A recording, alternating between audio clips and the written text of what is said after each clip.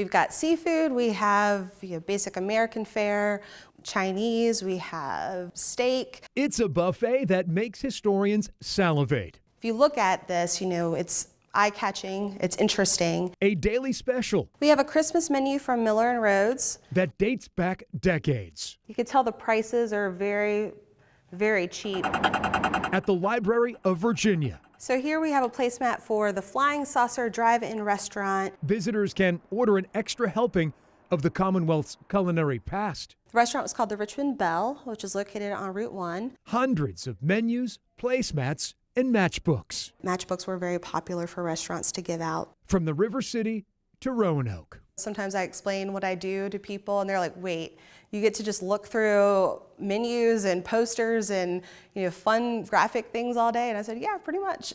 The library's Dana Puga. This is actually a children's menu.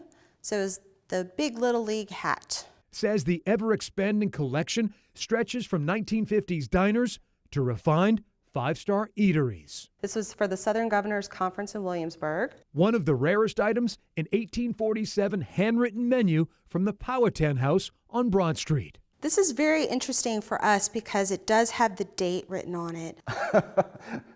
A little bit of everything. The items make up part of the library's vast ephemera collection. There's more interest in this type of material than there used to be. Visual Studies Coordinator Dale Neighbor says ephemera is never meant to be preserved. Often these pieces of ephemera are unique. They may be the only one that still exists. The relics are a snapshot of Virginians' changing taste buds. You can get a steak dinner for, 30 cents. And food prices. I wish that I could get breakfast for 70 cents now.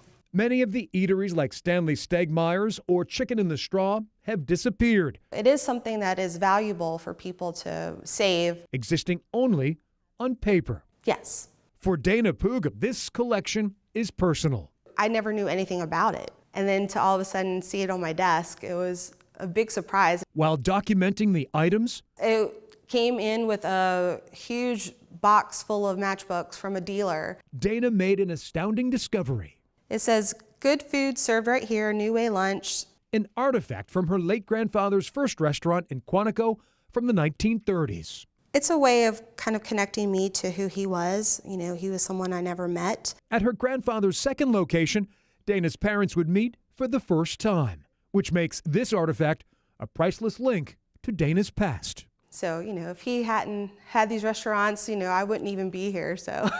Food may bring people together. People want to find a connection to their history. But at the Library of Virginia, it's interesting because you don't expect things like this to last. Their menu collection will leave you hungry for history. They were part of our cultural fabric, and they're preserved here for the future.